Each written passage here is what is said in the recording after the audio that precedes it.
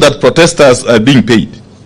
Now, for anyone to claim that those protesters who came out in hundreds and thousands in places like Emali, Busia, Kitale, Kilifi, Kakamega, Machakos, and Nairobi, among other places, were paid is to be extremely insincere and to live in deep denial. And that should worry Kenyans. A regime in denial and deep slumber is a very dangerous regime. And Kenya Kwanza is one such regime, as we all know by now. Now, we are shocked at how fast Kenya Kwanza has lost contact with the people and how they don't understand what Kenyans are going through. Kenya Kwanza claims that the protests are not about the cost of living. In their view, the cost of living is not so high as to warrant protests. That is how a regime that has abandoned people's agenda thinks. And Kenya Kwanza is obviously one such regime. Because Kenya Kwanza does not seem to understand or know how hungry and angry Kenyans are.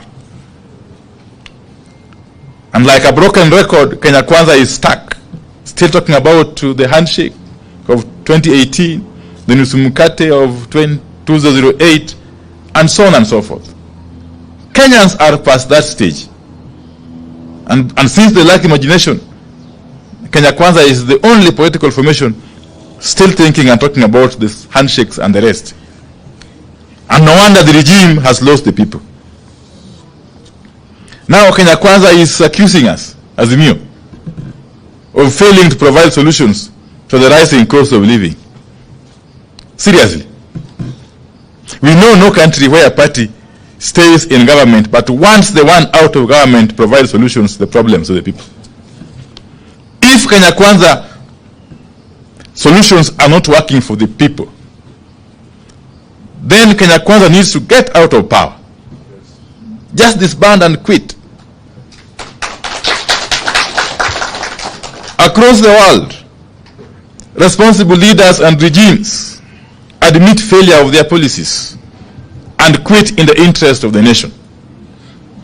Don't ask us for solutions.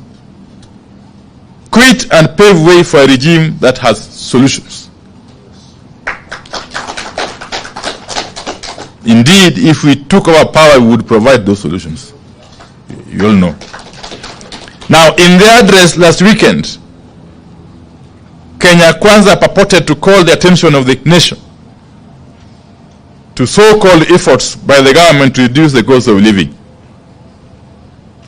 But they could not point to any such efforts. If there's an effort to lower the cost of living, Kenyans will notice it. And Kenya Kwanza would not need to be explaining itself or struggling to explain itself. The truth is, there are no such efforts to lower the cost of living. How can raising of taxes on fuel from 8 to 16% be classified as an effort to lower the cost of living? Now, Kenya Kwanza is telling us that the government has hired some 55,000 teachers. Now, so what? That isn't a favor. They are supposed to be hiring teachers anyway. But they are missing the point. People eat food, and people want food. Even the teachers they are crying about, even the teachers are crying about the cost of living and high taxes and low salaries. Hiring teachers doesn't reduce the cost of living.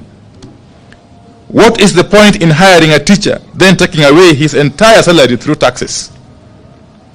What is the point